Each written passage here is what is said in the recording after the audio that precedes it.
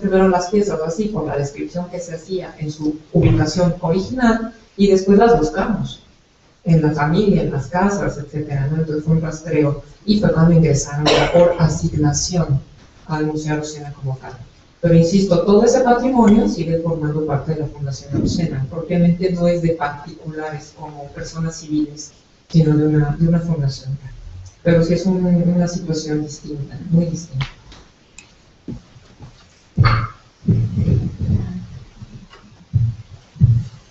Hola, buenas tardes. Bueno, lo primero, dar las gracias y felicitar a las tres ponentes, que las tres charlas de esta mañana han sido muy interesantes.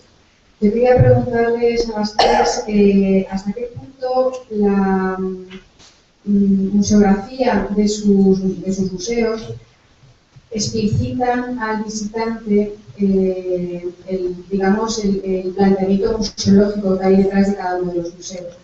Por ejemplo, si la museografía o si se explica al visitante que entra en la Casa Arocena que es un museo de ambientación, o el visitante piensa al entrar en la visita que está visitando realmente la casa tal como la dejaron los habitantes, ¿no? cuando salieron. En el caso del Museo Arqueológico del Templo Mayor sería lo que yo he considerado que era un poco pues el punto que era el fuerte de Levi, ¿no? Que nos has explicado, que es este museo en crecimiento, este museo que no se puede considerar cerrado. ¿Hasta qué punto nuestra museografía da por sentadas las cosas de forma estable, como uno espera encontrarlas en un museo, ¿no? Como que las cosas han sucedido y ya están ahí explicadas y ya no hay nada más que cambiar, ni un discurso que pueda estar sujeto a revisión? Y en el caso del arte contemporáneo es uno de los campos, es siempre la pregunta más habitual que se hace en los museos contemporáneos. Si se explica al visitante del museo de arte contemporáneo esta idea, que yo creo que es un poco lo que mueve vuestra colección, de crear obras inéditas para el museo. Si el visitante es consciente de ese valor añadido que está teniendo la exposición, es decir, que está asistiendo a una obra pensada por un artista que además está vivo para ese lugar concreto. Gracias.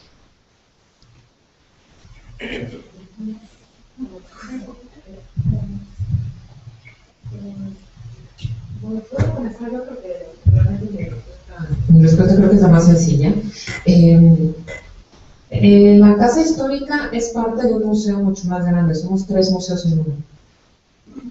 Todo es el Museo Arocena y tiene una sección que es la Casa Histórica, que es la que es ambientada. El resto son espacios de museografía bastante más tradicionales, digamos, ¿no?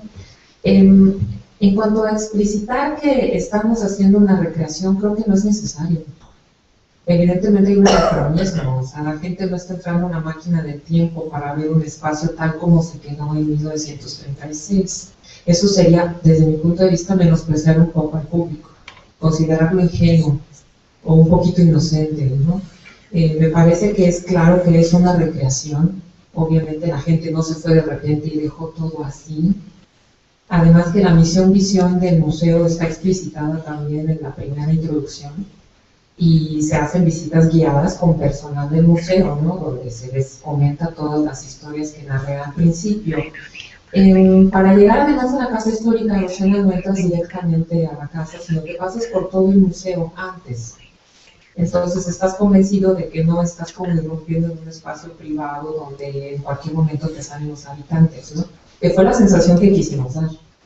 Pero es realmente una recreación, si me permiten, es un juego de imaginación, ¿no? Es trasladar en el tiempo, pero sin engañar en el tiempo, ¿no? Entonces hay una línea muy delgada ahí, pero finalmente es hacer cómplice al público, pero no aprovecharnos de su ingenuidad, por supuesto, ¿no?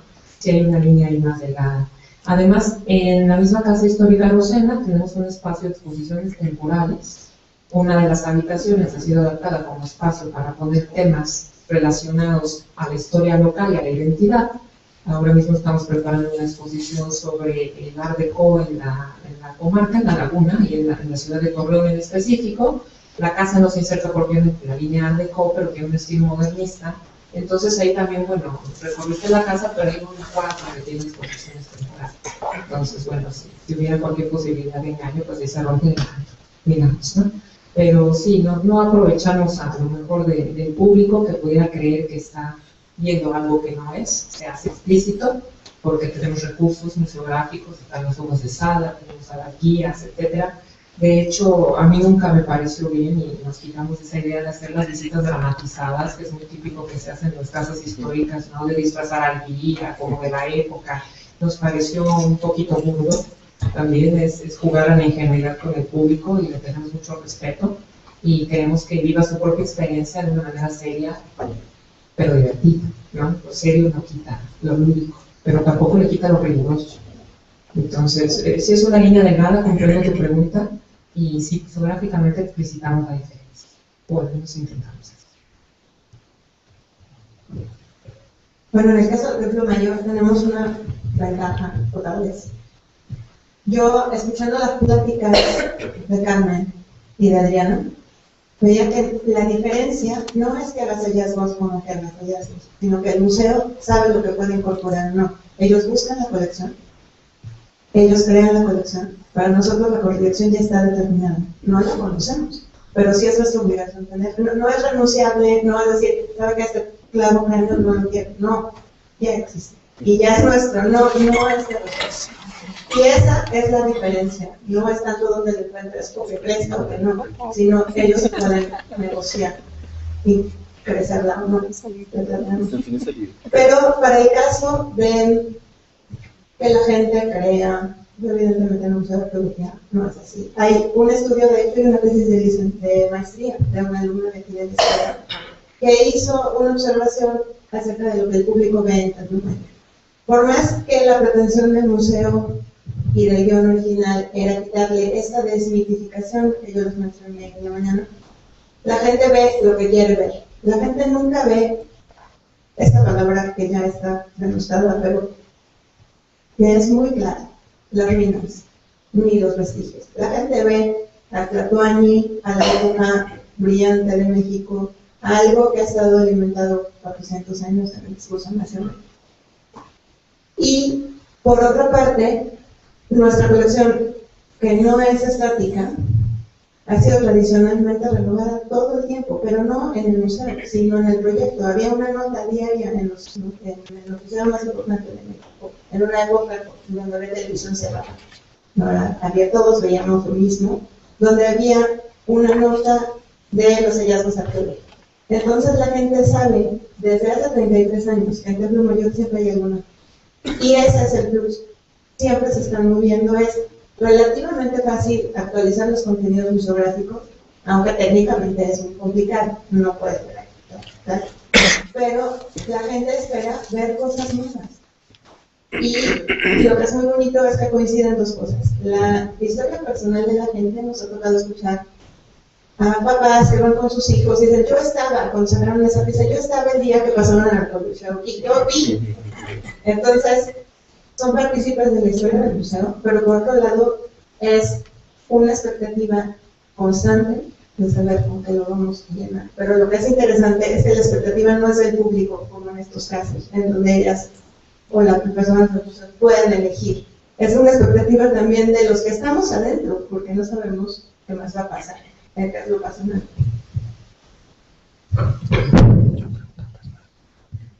Esta es una pregunta muy importante para mí en particular, porque después de haber trabajado 18 años con el espacio público, arte efímero, no coleccionar, no transportar, no hacer museografía, trabajar con artistas en producción en muchas partes del mundo, de trabajar en la ciudad, que está este proyecto de Insight en Tijuana y San Diego, que se inició en algo muy pequeño y que se convirtió pues, en un fenómeno de arte contemporáneo muy importante en muchos sentidos de la vanguardia.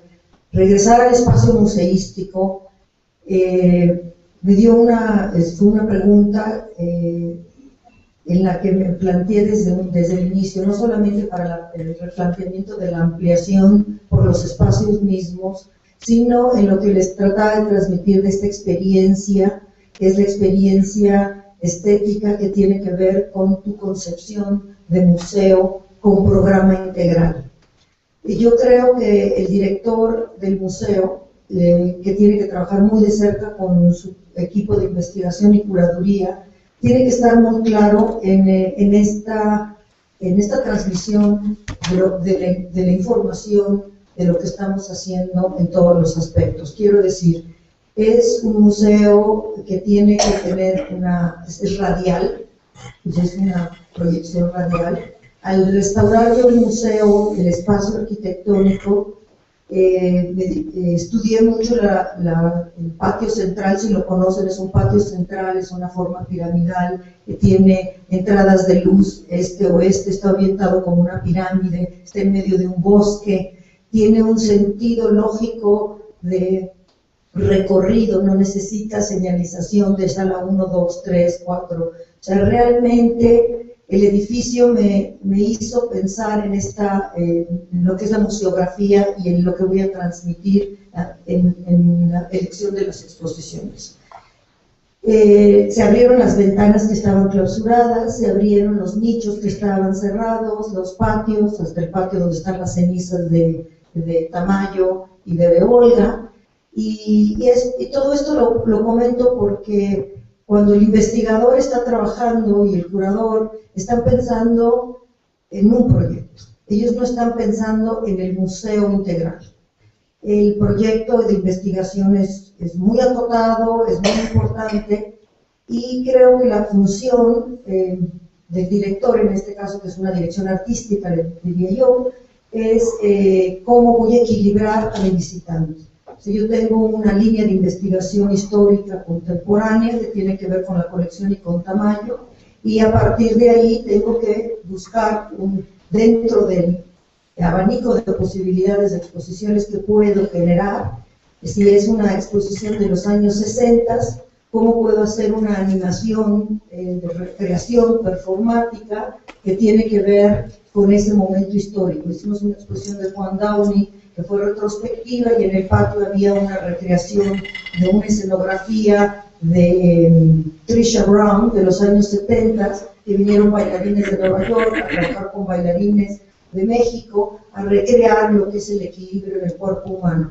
Todo esto que estoy platicando es lo que yo siento que debe transmitirse dentro del ámbito museológico, y la museografía está determinada. Sí hay sí tengo una claridad en que debemos de ser explícitos de que el museo está produciendo la investigación. ¿Por qué? Porque México en general ha sufrido de esta idea de la itinerancia de las grandes exposiciones del mundo. O sea, la gran exposición que está en el Museo de Nueva York de Corbusier hay que traerla a México. Hay que traer la exposición Tarragona. O vamos a exportar 30 siglos. Tenemos que exportar las glorias de este país, lo prehispánico gana, siempre, es nuestra bandera principal, los aztecas, los mayas, los olmecas, y el arte contemporáneo y el moderno se ha convertido en lo que ciertamente comentaste, que es cómo le entramos al público para que sepan que lo que estamos haciendo no es una ocurrencia, no es una idea loca de un director o de un curador, o que no tiene un sentido histórico crítico, y que además estamos conscientes de hacerlo en las hojas de sala, pero sí es un tema, creo que internamente, todavía con el personal de trabajo, en que deben lo sigo trabajando día a día, porque es muy difícil, porque no se ve el museo en esa manera integral, sino como pedacitos, ¿no? No sé si fue claro. La siguiente pregunta. Yo. Hola. Bueno, gracias. Primero que todo, quiero felicitar a la mesa. Realmente las ponencias de esta mañana fueron muy reveladoras para mí del estado actual de los museos en México, en cuanto no solo los museos que tienen una visibilidad, digamos, para alguien que no es del país, me da un panorama muy completo de por lo menos entender cómo museos pequeños, museos grandes, museos de arte contemporáneo, museos arqueológicos realmente están llevando a cabo unas propuestas muy innovadoras y pues creo que no es gratuito pues que externamente a nivel de Latinoamérica pues siempre se tenga como referencia a México como una potencia en este de los museos. Aparte de esto, pues quiero hacer dos preguntas, una en particular para Adrián y el resto para la mesa. La primera, pues, tiene que ver precisamente con la propuesta curatorial de una casa museo que, como bien lo mencionabas, pues es novedosa, es atípica. Yo pues, tuve la oportunidad de trabajar en el pasado en una casa museo en Bogotá y realmente este tipo de espacios, pues efectivamente siempre están dedicados al culto a la personalidad del prohombre, de la independencia, del coleccionista. Y pues en este caso realmente nos estás mostrando un panorama y una apuesta a de una casa museo totalmente distinta. Mi pregunta está enfocada fundamentalmente a que el tipo de casa museo genera como una expectativa en la gente. Creo que uno entra a indagar un poco acerca de la vida de la persona y bueno, en este caso tú nos planteas un panorama en el cual cada sala tiene una propuesta típica en términos curatoriales, tiene un mensaje que no es tan evidente, digamos, a primera vista. Y pues quisiera saber fundamentalmente si ustedes tienen algún diagnóstico respecto a la recepción y a la apropiación de este mensaje por parte del público. Eso por un lado. Por otro lado, la pregunta de la mesa tiene un poco que ver con la pregunta anterior y no se enfoca en la museografía, sino en esa otra dimensión comunicativa que no necesariamente está activada de manera explícita a través de la museografía, sino digamos, en estos procesos, en estos servicios educativos que, digamos, de una u otra forma activan de otras lecturas de las colecciones. Quisiera fundamentalmente, sé que la mesa es sobre colecciones, pero no sé si ustedes de pronto puedan darme una idea o una respuesta para entender un poco acerca de estos servicios que activan, digamos, estas propuestas que se activan desde cada uno de los museos. Gracias.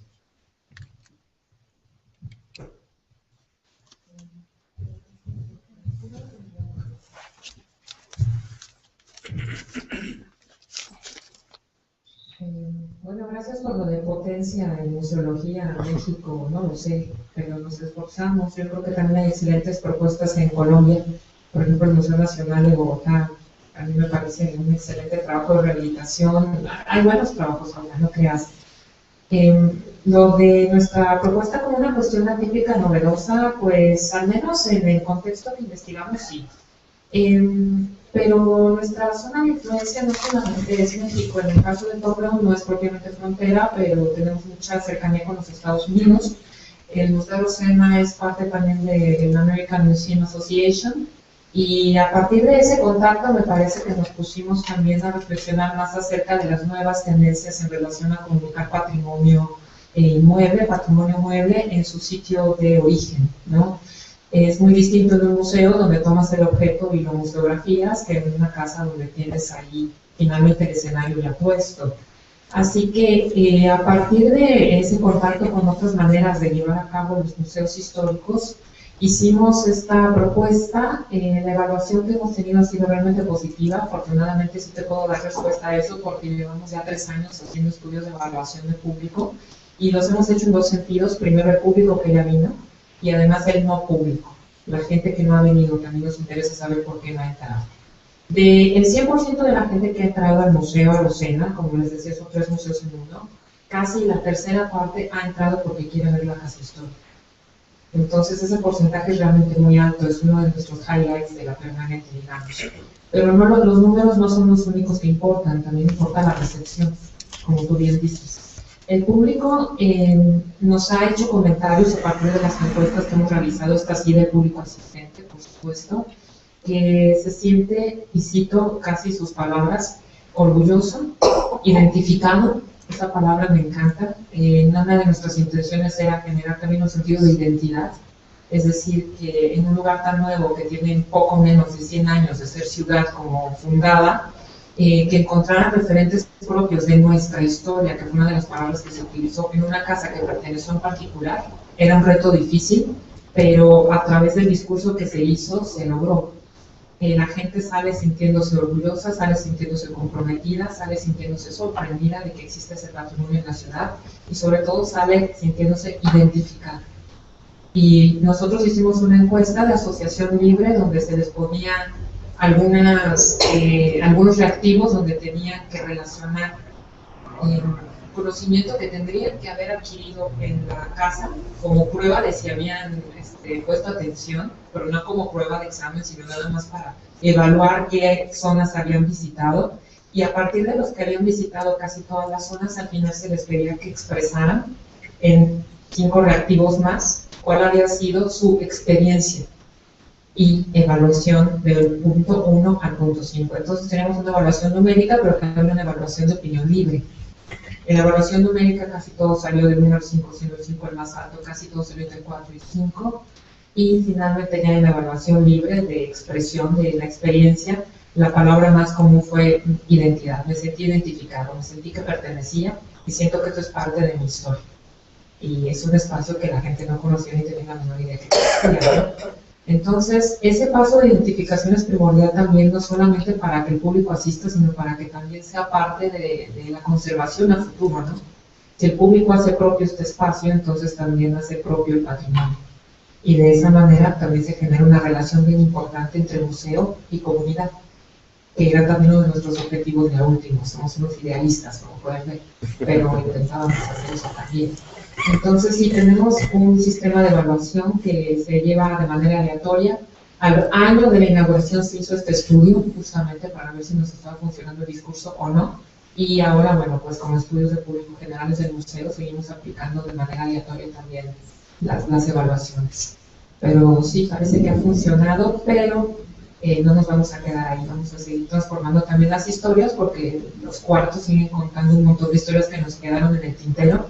Y vamos a hacer un trabajo de renovación en el 10º aniversario del museo, que es en 2 años, para contar otras historias en muchos espacios. Gracias. En el caso del Templo Mayor, creo que parcialmente contesté la pregunta antes, porque por esta vinculación que les digo, de difusión masiva que hubo de ese proyecto. Entonces la gente, aquí se logró lo que mujeres en aquel lugar.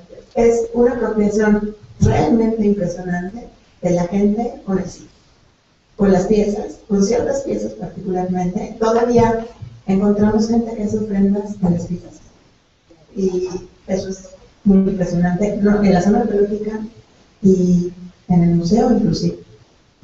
Entonces, esa vinculación siempre ha estado, porque en el organigrama que yo les enseñé del proyecto ya había una idea de hacer un museo desde el principio. Y la parte de servicios educativos, que se llamaba guías, ¿no? Sí, creo que, no me acuerdo exactamente cuál era el nombre, pero no era servicios educativos, surge en 1987. Los guías están constantemente actualizando lo que le dice a la gente, lo que les dicen a la gente, pero también se implementan seminarios por propios investigadores que casi siempre coinciden con el aniversario del museo. Entonces, tenemos uno que acaba de terminar. Para la reapertura de la sala 6 volvimos a hacer un ciclo de conferencias, participaron los curadores, ciertos investigadores, personas que trabajaron alguna pieza en específico y son completamente de difusión, no son especializados. Y lo que es notable es que nosotros pensábamos que no va a venir ya nadie y se llenan. Si hay un interés ya permanente de la gente por asistir ahí. Son 33 años continuos de difusión sostenida. Entonces, es un plus que tiene el museo. A veces lo que nos cuesta es manejar el número de visitantes. Cuando se hizo el descubrimiento de Tlaltecutli fue ampliamente difundido, pero la gente no lo pudo. Entonces, teníamos que, no lo puedo decir, pero ¿cuándo lo puedo ver? En 4 años. Entonces, sí, había que un poco equilibrar ese entusiasmo, porque también demasiado entusiasmo no bien dirigido puede ser catastrófico, para canalizar a otras partes del museo.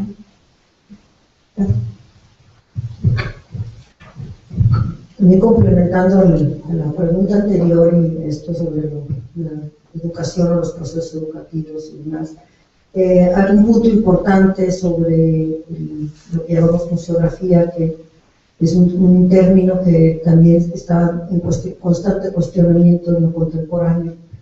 Si ahorita visitan el museo, hay 4 exposiciones muy diferentes en las que mi estrategia fue para trabajar con el equipo museográfico, porque quiero decirles que los museos tenemos equipos de museografía que tienen más años que los directores y controlan la museografía interna de los museos, y creo que a muchos nos sucede esto.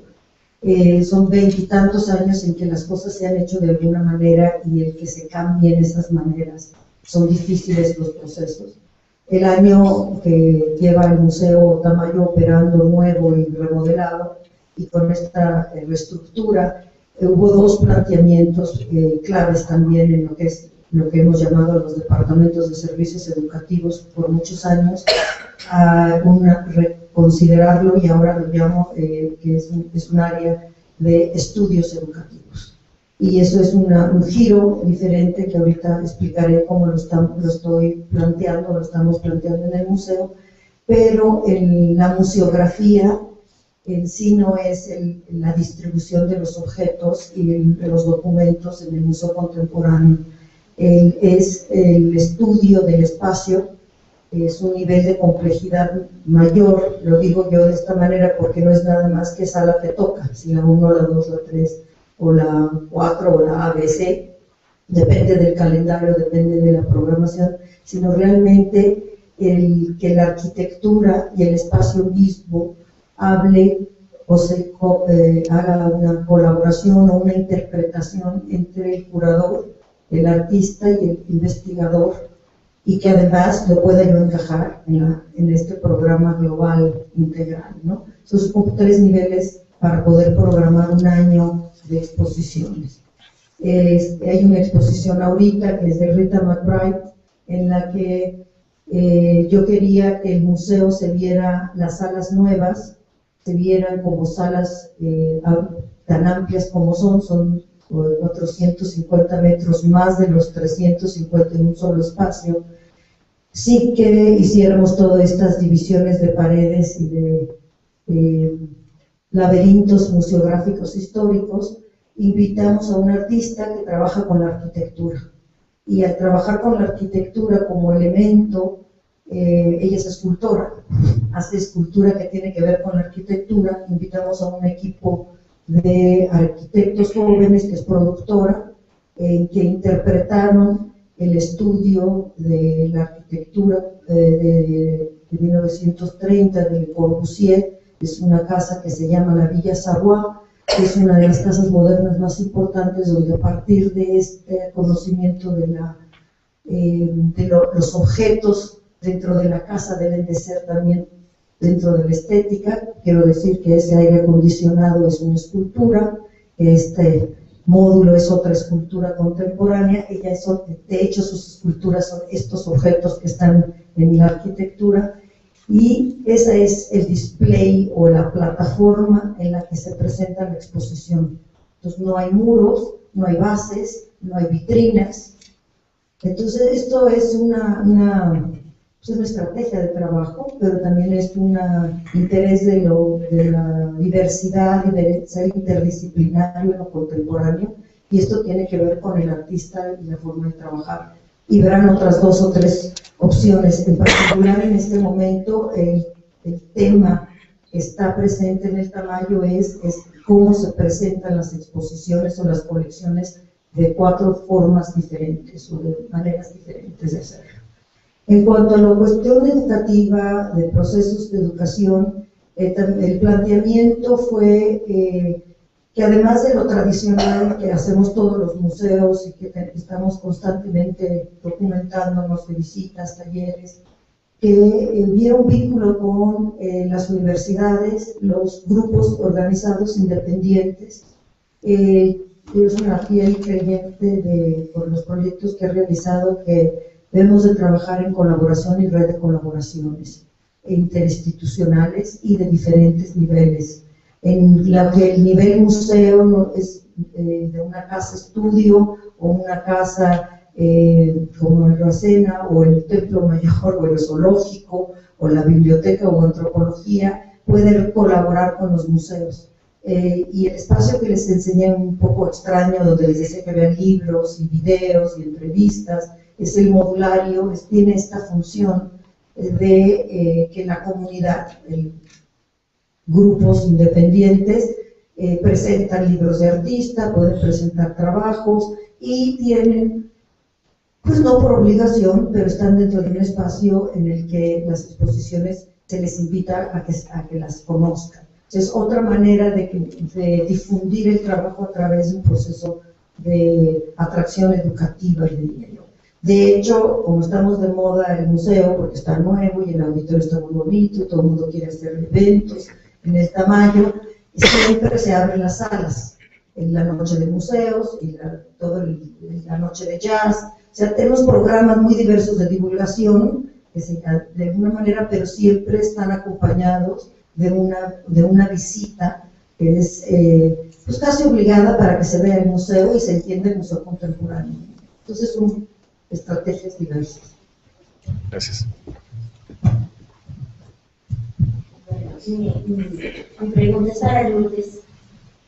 Lourdes, es que después de tu exposición, pues por lo menos yo quedo como, toda esa cantidad de objetos y cada vez crecen y crecen más. Y tú hablas de que no hay espacio, que no hay cómo crecer.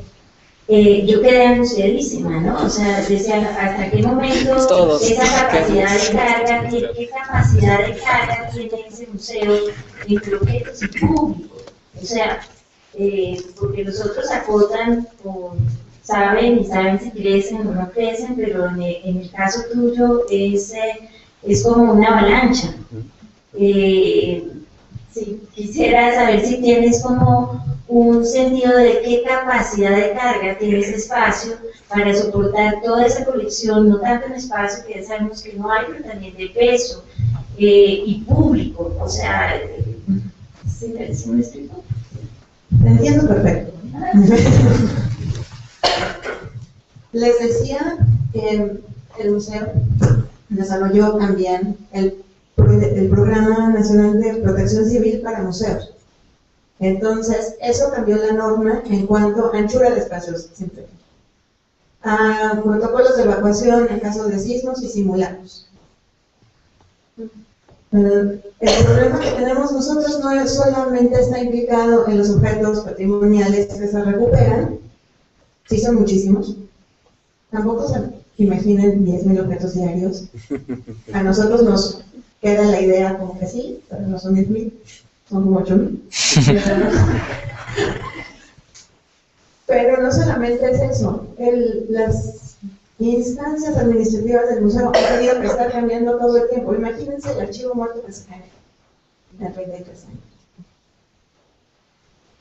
Simplemente documentos circulares, oficios, tal.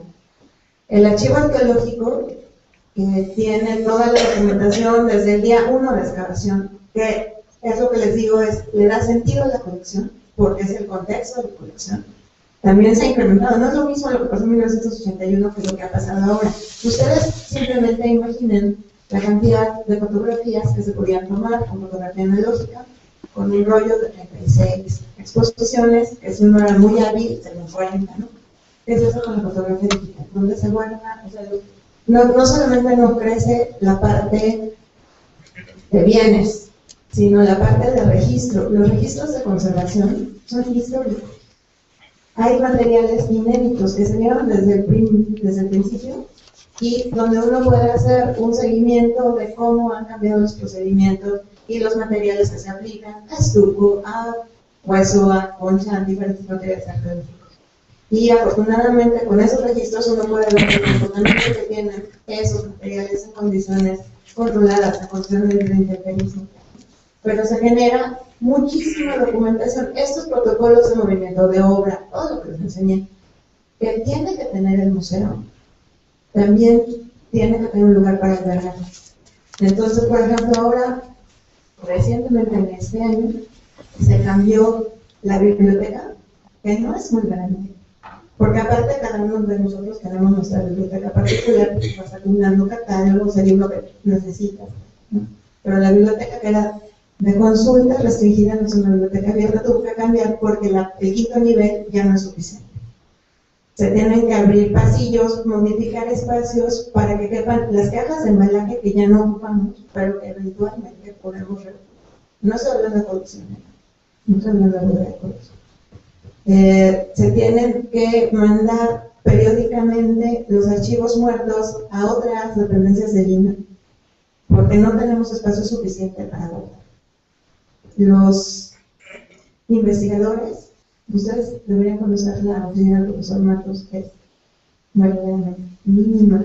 Todos estamos un poco encimados y con la responsabilidad de salir. Esa diapositiva, si ustedes se acuerdan, donde yo muestro la zona arqueológica, con el nuevo predio que donó el Distrito Federal, casi 500 metros cuadrados enfrente de hacia el oriente, que la zona arqueológica tiene unos cubículos donde ahorita está contenido el material, esas bebidas y piezas que eventualmente ingresarán a nuestras bodegas. Ahorita, como siguen en investigación, felicidad, se mantienen allá, pero todo lo que produce el programa de arqueología urbana va a ser a ustedes.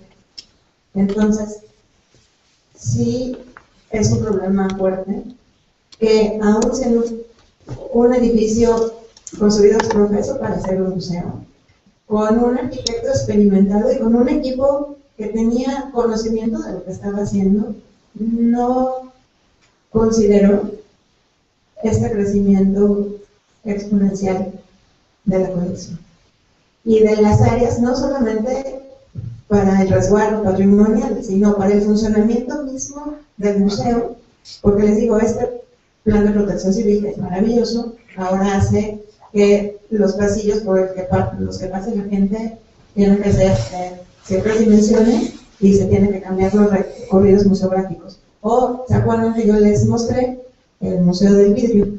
El Museo del Vidrio contravenía todas las disposiciones para la evacuación del público, porque por los lugares donde tenía que pasar la gente para evacuar el museo, le cayó un vidrio o chocaba con un vidrio, ¿no? O estas grandes vitrinas que eran como sello distintivo del museo al principio, se tuvieron que modificar. Entonces, sí enfrentamos un problema muy grande. Afortunadamente están esas áreas como adyacentes que no solamente generan colección en cuanto a bienes muebles en zona arqueológica, sino ahorita tenemos espacios por todos lados. Simplemente el área de conservación en el museo está en 6 sitios. Hay una en la zona arqueológica, 3 lugares en el museo, una parte en el edificio de seminario, y realmente el reto es que no tenemos hacia dónde empezar. Hace 2 años hubo una iniciativa, atrás de nosotros hay una escuela primaria, y la idea era que esos niños los reubicaran en otras escuelas primarias y nosotros crecer hacia atrás, porque no hay poder humano técnico para ir para arriba ni para abajo, ya no nos podemos separar. No se siguió con esa iniciativa, que hubiera sido sensacional, pero quizás esa sea alguna de las posibilidades. Disponer de algún edificio anexo. En la calle del Licenciado Verdad está la Dirección de Estudios Arqueológicos, en Moneda la Institución Nacional, está la Subdirección de Estudios y Apoyo Académico, y quizás algunas áreas que se podrían reubicar. Pero sí estamos muy condicionados por el sitio. No te apures, sufrimos todos.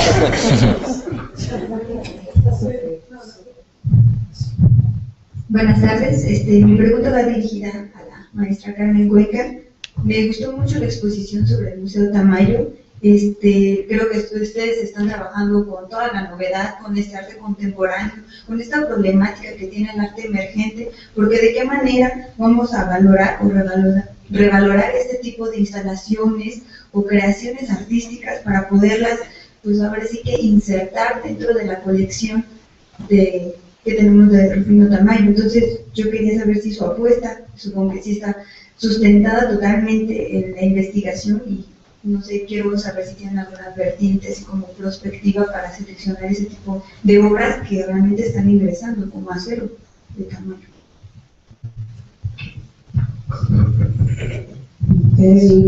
Realmente la idea es de que el acervo Tamayo ya estaba cerrado. O sea, es muy importante que se distinga este acervo, que tiene razón, es del Tamayo, el que Tamayo coleccionó, el que donó, se cierra en 1991. Si somos sortudos o podemos tener dinero, podríamos llenar algunos huecos, por decir Jackson Pollock, que sería una de las piezas importantísimas en el discurso de la modernidad, y todos los expresionistas norteamericanos que no se coleccionaron en ese momento, que no tenemos muestra en México en una colección pública. En fin, otros son excepciones de la regla. Yo creo que fue muy importante que en el 2009 se tomó esta decisión interna y que se ha respetado en el Instituto Nacional de Bellas Artes también con esta idea de la visión futura de las colecciones.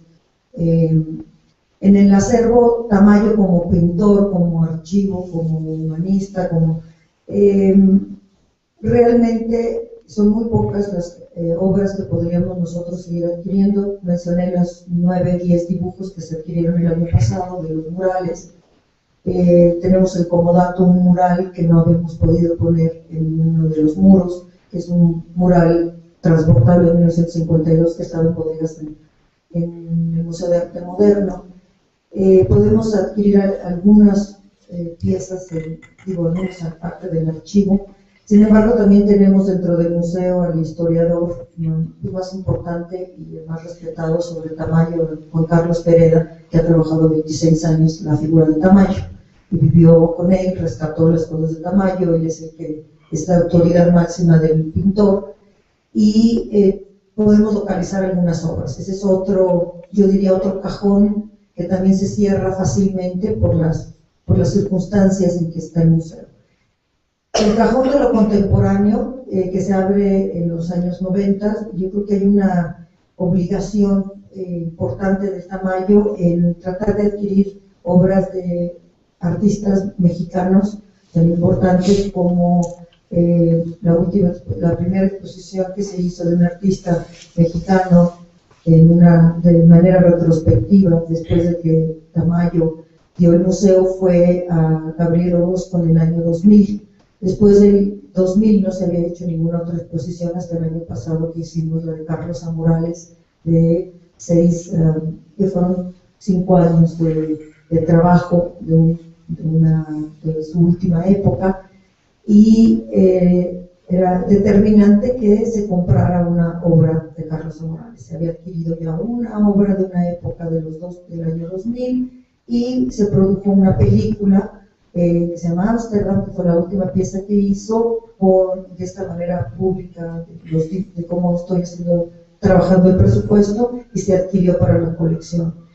Entonces, sí es un tema muy importante, porque no todo el arte de vanguardia, el actual, debe de quedar en los museos.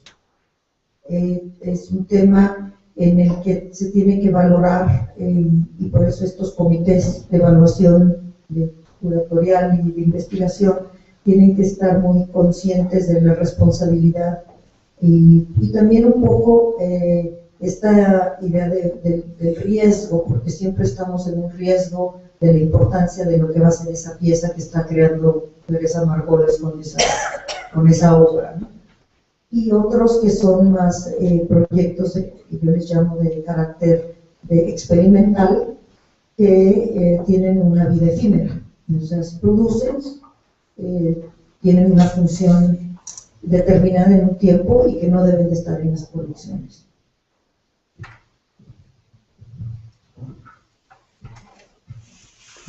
Hola, bueno, yo tengo una pregunta, como comentario de todo lo que hemos platicado en estos 3 días, que se me hace un poco como, no sé, difícil de resolver, la verdad. Ayer ya hablábamos un poco de la importancia de la documentación y registro de las obras en todos los museos. ¿Quién puede determinar, no sé si ustedes me pueden ayudar a solventar esto, quién determina los presupuestos que pueden ir a la parte de restauración, conservación, frente a la adquisición de obras de arte contemporáneo, por ejemplo. O sea, es como una duda, ¿no? Porque ayer veíamos que muchos acervos no tienen como el cuidado adecuado, y sin embargo hay obras que a lo mejor, no sé, no de arte contemporáneo que se pueden tratar como obra de arte, y hay, no sé, otros acervos en museos que no están como tan bien cuidados, ¿no? O atendidos. Entonces, a mí sí me gustaría saber como quién distribuye los presupuestos en ese sentido, a lo mejor dándole más importancia a este tipo de obras.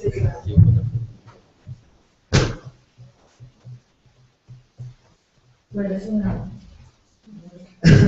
muy buena pregunta y es también todo un misterio que a resolver, que todo constantemente estamos resolviendo. Yo tengo una posición como de directora, que es una posición que debería yo de determinar en mi museo, por decirlo de alguna manera, cómo equilibrar estos presupuestos. Yo creo que constantemente estamos en esta lucha, también somos parte de una estructura centralizada, de un presupuesto centralizado, no solamente del Instituto Nacional de Bellas Artes, del Consejo Nacional para la Cultura y las Artes, de la Secretaría de Educación Pública, o sea, toda una serie de problemas mayores que muchas veces es mejor no tratar de descifrarlos para poder trabajar en lo que podemos controlar, ¿no?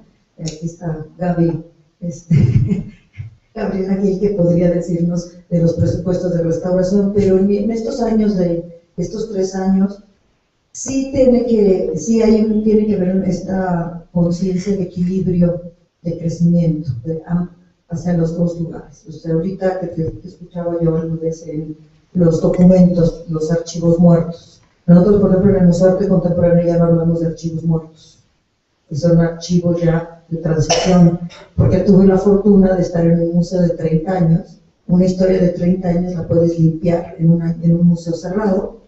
Cerré el museo mientras construía, todos los investigadores, todos los museógrafos, todo el mundo, la directora limpió el archivo muerto.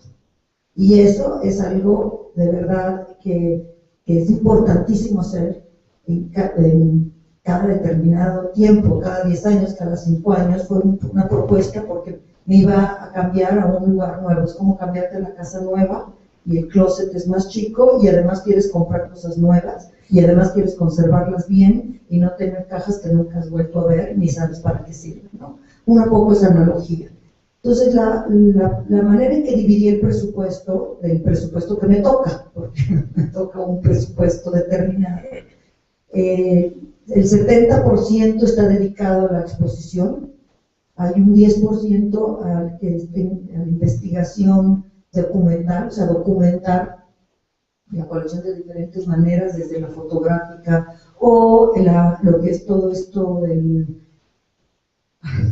los niveles, es decir, actualización tecnológica de los materiales fotográficos, video, audio, Super 8, 16 milímetros, 36 milímetros, los cassettes, todo ese material que guardamos en cajas que no sabemos qué hay, también ahorita es otro proceso. Entonces, es un 10%, y luego hay una parte en que, desafortunadamente, pero que lo hemos platicado, que el museo no determina el presupuesto para la restauración y la conservación de su propia colección, porque está centralizado. Pero en verdad es algo importantísimo para el que el museo debería de resguardar, de dividir yo diría otro 10% mínimamente, para ir conservando ese material, ¿no? Ahora, en museos como en La Fortuna del Tamayo, en que se hizo una bodega adecuada, en donde yo tengo control de temperatura, control de espacio, ya puedo pensar que también puedo crecer en colecciones complejas.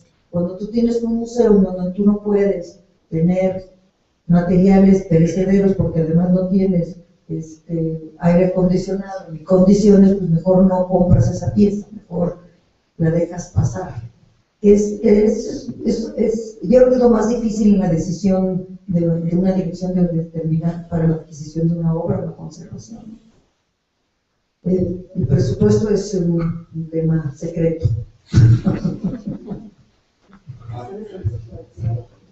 No, nosotros sí tenemos un área de conservación en el museo. Ah, no, otras cosas. Pensé que es centralizado, aunque cada área sí maneja su propia tarjeta y tenemos como un presupuesto ya asignado y reconocido para ese trabajo. Yo, ahora que escuchaba a Carmen, bueno, indudablemente hay otros museos que tienen un proyecto arqueológico y cuya colección también crece de manera continua, como Teotihuacán. La ventaja es que ellos sí tienen para dónde crecer. Y lo que distingue al nuestro es que realmente crece mucho, pero estamos muy contentos.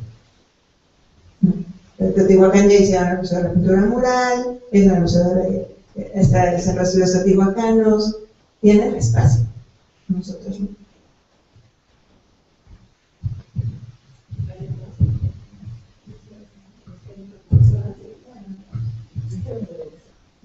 En el caso de la Fundación Alocena, al contrario, es transparencia absoluta, porque siendo una asociación civil, pues es indispensable dar cuenta del uso de los recursos, ¿no? Pero desde el punto de vista de experiencia personal, a mí me ha tocado trabajar tanto en fundaciones privadas, como en el Instituto Nacional de Bellas Artes, como en el Instituto Nacional de Antropología, y como experiencia personal creo que se resume una sola palabra: política, en el buen y en el mal sentido. Creo que en el país de entrada no existe ningún fomento fiscal, por ejemplo, para el arte, el coleccionismo. Los museos no tienen personalidad jurídica propia, por ejemplo. Eso fue un problema al que nos enfrentamos desde un principio. Somos una asociación civil como lo puede ser cualquier otro tipo de actividad que se dedique a lo que sea. Es decir, no hay un rubro específico para nosotros. Y eso fiscalmente, como patrocinios, como también entregar deducibles y demás cuestiones, nos dificulta la administración bastante. Y me parece que es porque de manera general en México no hay un fomento a la actividad cultural desde la política. Hemos cabildeado, nos hemos ido a las cámaras con senadores, diputados, hemos visto maneras de bajar recursos, y es política en el buen y en el mal sentido. Es decir, tiene uno que estar en todos lados viendo más o menos por dónde pescan los recursos. En nuestro caso, pues, es un esquema mixto. Por supuesto, la administración es una fundación, pero el esquema es mixto en cuanto a que recibimos dinero desde empresas, también desde gobiernos estatales, gobiernos locales, desde Conaculta, es decir, y todo ese manejo administrativo, sin un esquema fiscal y sin un esquema nacional que nos ayude a dar cuentas más transparentes, nos ha dificultado desde el ingreso de recursos hasta el gasto de los mismos. Si hubiera más fomento en deducibles, en adquisición de obra, está hasta penalizado a veces importar, exportar. Es un problema, de verdad, Gustavo sabe perfecto, por ejemplo, todos los trámites para movimiento de obra, de entrada, salida, de México afuera. Es un problema de verdad de política, y creo que sí es una gran situación nacional a nivel administrativo, de falta de políticas, de leyes y de gestión destinada al fomento cultural. Y el museo, insisto, carece de personalidad jurídica propiamente, y creo que eso nos pasa a todos. Y sí nos hemos asociado en algunas ocasiones para intentar mover la ley en ese respecto, pero sí es muy anticuada la manera de ver la cultura, ¿no? Y además otro problema nacional es que la cultura se ve como un gasto, no como una inversión. Entonces es una inversión porque tiene resultados, no solamente el impacto que tiene en el público, sino el impacto como industria cultural, el impacto que tiene en el desarrollo social, un montón de cosas que no es la mesa apropiada para hablar de ellas, pero que tiene consecuencias importantes en la sociedad y es visto como un gasto, como un casi dádiva, ¿no? Y hay una idea como de esto es para gente que está un poco más desocupada y no es un trabajo realmente, ¿no? Entonces, se da lo que sobra, eso es un hecho, se da lo que sobra, y la lucha por un presupuesto es bien difícil. En nuestro caso, de verdad, es una lucha constante.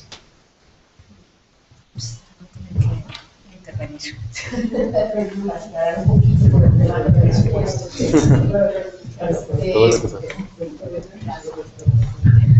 Bueno, en el caso de los presupuestos, bueno, el instituto también tiene, a ver, sí es un misterio entre los compañeros, pero el instituto tiene un procedimiento absolutamente transparente. Es decir, el instituto recibe una asignación anual de la Cámara y de Hacienda, que por cierto, pues esta vez creo que vamos a la baja, no nos fue tan bien como el INA, Ya de todos es sabido que el Instituto Nacional de Bellas Artes va a tener un fuerte recorte de presupuesto, y eso implica que el Instituto Nacional de Bellas Artes distribuya su gran bolsa en todas las actividades que tiene. ¿Ok?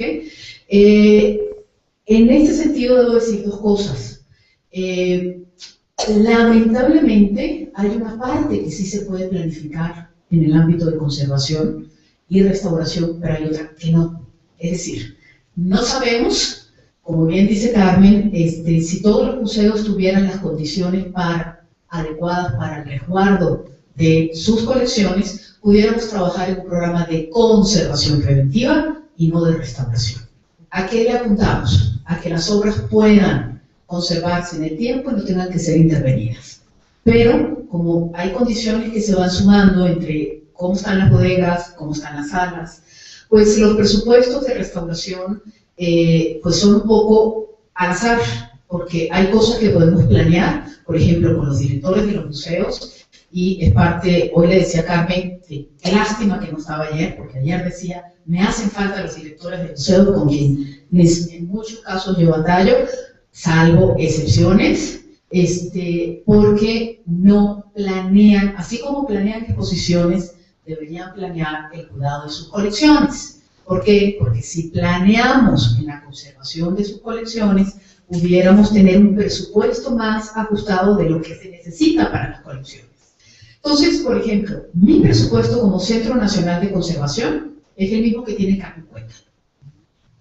Un museo, o sea, un Centro Nacional de Conservación que atiende a 16 museos del Instituto Nacional de Bellas Artes tiene el mismo presupuesto. Entonces, claro, nos enfrentamos a la problemática y siempre me dicen, es que el Cencropan me está cobrando, pero ¿cómo no te cobro los materiales si yo no me alcanza mi presupuesto para poder restaurar colecciones? Cencropan tiene en sus instalaciones, como lo explicó en como lo escucharon de Ernesto Martínez, tiene 23.000 obras resguardadas en sus bodegas. Entonces, es una cuestión de poder decir, y todos los museos decimos, a ver, no me alcanza. O sea, o programo exposiciones, o como quien dice, me hago cargo del acervo, o hago investigación, o hago curaduría, o abro nuevas áreas de servicios, o cómo hacemos. Entonces, esto es una problemática que estamos viviendo, que esperamos en algún momento verlo venir, y si no lo harán ustedes, perdón, no es por pasarle las pelotas, pero creo que es importante que ustedes que se están formando, que están viendo realidades, digan, esto no puede continuar así.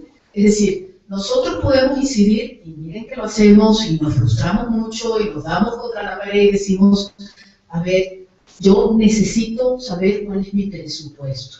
Nosotros hoy en día, octubre 25, no sabemos cuál es el presupuesto que tenemos para el 2014.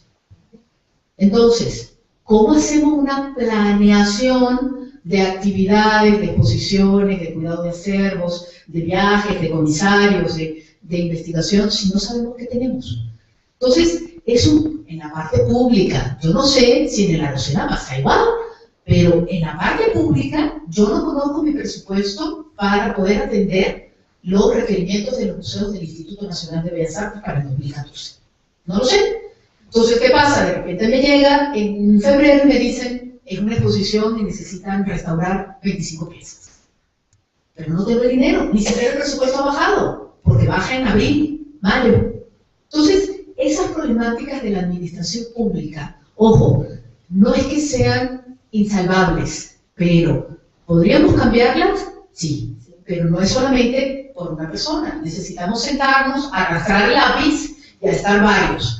En la institución pública, el museo, la SEP, Conaculta, la Cámara de Diputados, es una cuestión de política cultural, de normatividad y de planeación. Entonces, ¿quién decide cómo van los presupuestos? Pues las cámaras. Y además no informan a tiempo qué es lo que se tiene que hacer, y entonces los primeros 6 meses es una inercia de que no sabemos, y los últimos 6 meses corren, porque si no ejerces el presupuesto tienes subejercicio. Entonces, es una cuestión realmente enloquecedora en ese sentido. ¿Qué hacemos? Tratamos de saber que, por ejemplo, la colección del tamaño, menos mal, y desde hace un año está resguardada y está siendo atendida. ¿Qué estamos tratando de hacer con los directores de los museos y con sus áreas? Es decir, a ver, las piezas que más se prestan, o sea, debemos tener como una clasificación de semáforos, que es la que funciona generalmente en los museos en el estándar internacional. ¿Qué quiere decir semáforo? Semáforo verde, que son colecciones que están en perfectas condiciones y que son susceptibles a préstamo. Es decir, el museo tiene que saber cuáles de sus colecciones están en perfectas condiciones. Las que están más o menos y las que no, para poder ir haciendo una planeación cuando vayan llegando los recursos de qué colecciones atender o qué hace falta. Pero resulta que de repente piden la obra de George Stigall, que es de 1970, que es una obra difícil de mantener y que además se necesita un cierto presupuesto, porque no olviden que el ámbito de restauración es muy diverso. Es decir, lo que necesita una obra, una instalación, para conservarla, es muy distinto a lo que necesita una obra de 1970, una obra de arte cinético, que tiene otro tipo de características. Entonces, planear, porque además me lo han pedido así, pues quiero que me digas cuánto te vas a gastar en restauración. Bueno, si me dicen de qué tipo de obras, yo les puedo decir cuánto más o menos. Pero si yo no sé qué voy a restaurar, es muy distinto una escultura a una obra pictórica, a una instalación, a un textil. Entonces, es realmente complicado el no saber cómo vas. Entonces, de repente te dicen, tienes 5 pesos, y con esos 5 pesos tienes que hacer exposición, investigación, curaduría, presentación, restauración. Imposible. Entonces, sí es bastante complejo el asunto. ¿No? No sé si se aclaró un poco. Sí, que finalmente se reduce todo el tema político, ¿no? O sea, yo creo que la gran diferencia con Brasil es que... Yo creo que la gran diferencia de México con Brasil es que Brasil ha tenido un gobierno que, precisamente como decía Adriana, no ve la cultura como, pues es que me estorba, ¿no? Y bueno, esto es lo que sobra, y más bien si pensáramos en un gobierno con la idea del progreso y la ciencia y la cultura como bandera, pues sería como que el gran cambio, ¿no? O sea, yo creo que ese es como lo primordial, ¿no? La creación de políticas públicas que de verdad difundan la importancia de la cultura y la ciencia para que la sociedad progrese, ¿no? Porque no hay de otra.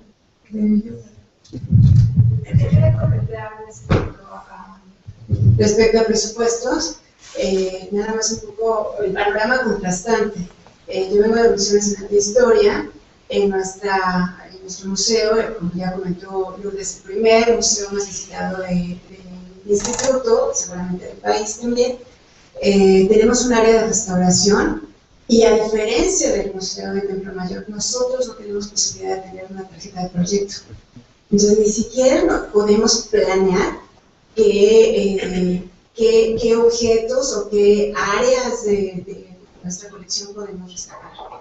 Eso es muy complicado y dependemos, desafortunadamente, perdón que lo diga así, del interés al conocimiento de nuestro director y, por otro lado, de la parte administrativa, que es complicadísimo convencer para aplicar recursos en cosas que a veces ni siquiera se notan, ¿no? Aparentemente. Y bueno, desafortunadamente estamos hablando de un museo importantísimo y estamos en estas condiciones. La siguiente pregunta, por favor. ¿Ya preguntas? Bueno, pues la verdad es que a mí me pareció súper grato estar presente en esta mesa. Las pláticas fueron muy reveladoras en muchos sentidos y pues les agradecemos muchísimo a nuestras ponentes y bueno, la participación del público. Gracias. Un aplauso.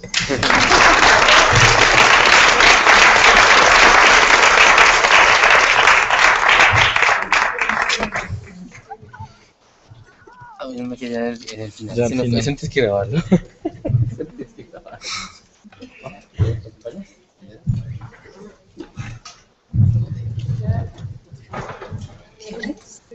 Dime. Yo no creo que lo tenga. Voy a poner ahí.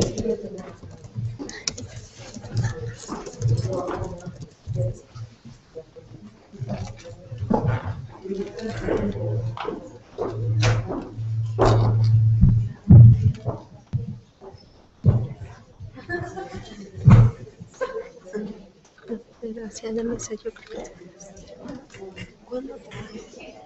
Sí, no sé eso. Estoy completamente emocionada. Bienvenida al club. Tiene ese efecto. Exactamente. Bien del estómago. Sí. Yo tomo mucho cuidado. Yo sabia. Isso é importante. Em Brasil também, algumas regiões teremos comida muito forte. Vocês viajam muito, eu sempre tomo muito cuidado. Claro, sim. Por exemplo, no norte do Brasil, eles têm coisas. Hasta a pizza eles comem. Creación creo que no es necesario. Evidentemente hay un anacronismo, o sea, la gente no está entrando a una máquina del tiempo para ver un espacio tal como se quedó en 1936. Eso sería, desde mi punto de vista, menospreciar un poco al público, considerarlo ingenuo o un poquito inocente, ¿no? Me parece que es claro que es una recreación. Obviamente la gente no se fue de repente y dejó todo así. Además que la misión-visión del museo está explicitada también en la primera introducción y se hacen visitas guiadas con personal del museo, ¿no? Donde se les comenta todas las historias que narré al principio. Para llegar además a la casa histórica, no entras directamente a la casa, sino que pasas por todo el museo antes. Entonces estás convencido de que no estás como irrumpiendo en un espacio privado donde en cualquier momento te salen los habitantes, ¿no? Que fue la sensación que quisimos dar. Pero es realmente una recreación, si me permiten, es un juego de imaginación, ¿no? Es trasladar en el tiempo, pero sin engañar en el tiempo, ¿no? Entonces hay una línea muy delgada ahí, pero finalmente es hacer cómplice al público, pero no aprovecharnos de su ingenuidad, por supuesto, ¿no? Sí hay una línea ahí más delgada. Además, en la misma Casa Histórica Rosena tenemos un espacio de exposiciones temporales. Una de las habitaciones ha sido adaptada como espacio para poner temas relacionados a la historia local y a la identidad. Ahora mismo estamos preparando una exposición sobre el Art Deco en la comarca, en la Laguna y en la ciudad de Torreón en específico. La casa no se inserta propiamente en la línea Art Deco, pero tiene un estilo modernista. Entonces ahí también, bueno, recorriste la casa, pero hay una cuadra que tiene exposiciones temporales. Entonces, bueno, si hubiera cualquier posibilidad de engaño, pues ahí se rompe el engaño, digamos, ¿no?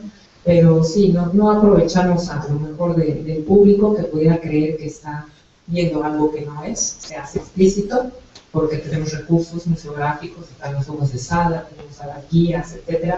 De hecho, a mí nunca me pareció bien y nos quitamos esa idea de hacer las visitas dramatizadas, que es muy típico que se hacen en las casas históricas, ¿no? De disfrazar al guía, como de la época. Nos pareció un poquito burdo.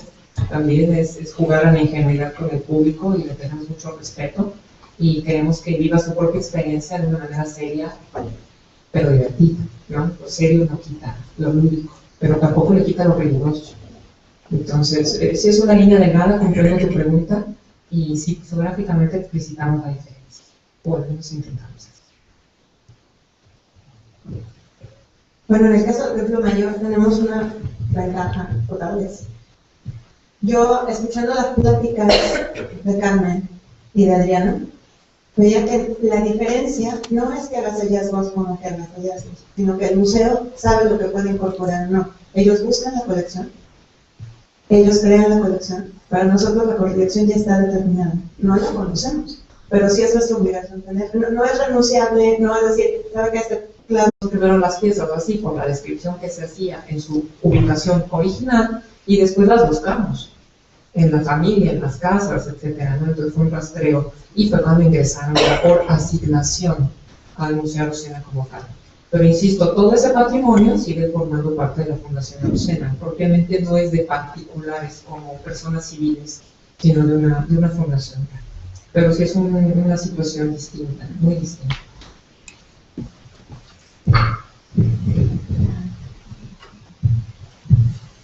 Hola, buenas tardes. Bueno, lo primero, dar las gracias y felicitar a las tres ponentes, que las tres charlas de esta mañana han sido muy interesantes.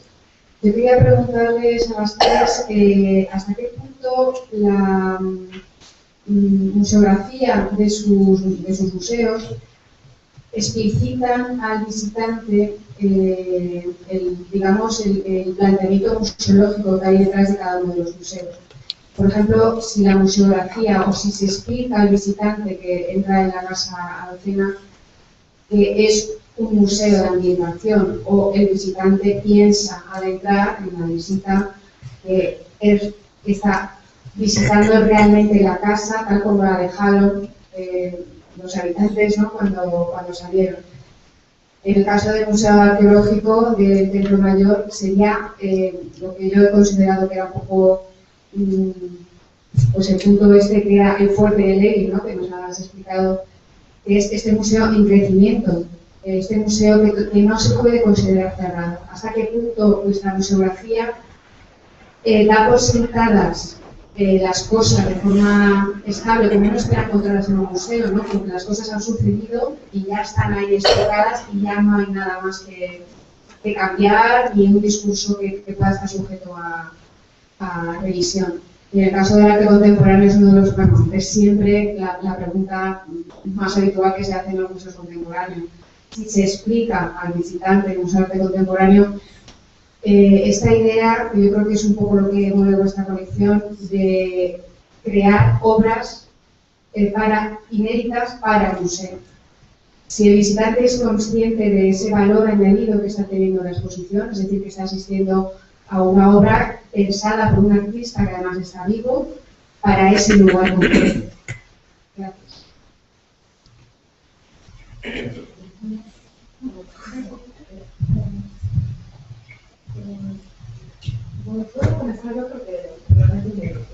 Mi respuesta creo que es la más sencilla. La Casa Histórica es parte de un museo mucho más grande, somos 3 museos en uno. Todo es el Museo Austral y tiene una sección que es la Casa Histórica, que es la que es ambientada. El resto son espacios de museografía bastante más tradicionales, digamos, ¿no? En cuanto a explicitar que estamos haciendo una reforma, no, ya existe. Y ya es nuestro, no es de nosotros. Y esa es la diferencia. No es tanto donde lo encuentres o que presta o que no, sino que ellos pueden negociar y crecerla o no.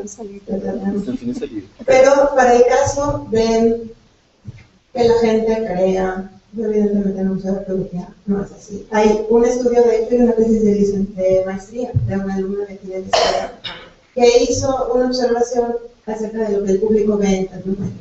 Por más que la pretensión del museo y del guión original era quitarle esta desmitificación que yo les mencioné en la mañana, la gente ve lo que quiere ver. La gente nunca ve esta palabra que ya está demostrada, pero que es muy clara, las ruinas, ni los vestigios. La gente ve a Tlatoani, a la época brillante de México, a algo que ha estado alimentado 400 años en el discurso nacional. Y, por otra parte, nuestra colección, que no es estática, ha sido tradicionalmente renovada todo el tiempo, pero no en el museo, sino en el proyecto. Había una nota diaria en el museo más importante de México, en una época donde había televisión cerrada. Ahora, todos veíamos lo mismo, donde había una nota de los hallazgos arqueológicos. Entonces la gente sabe, desde hace 33 años, que en Templo Mayor siempre hay alguna. Y ese es el plus.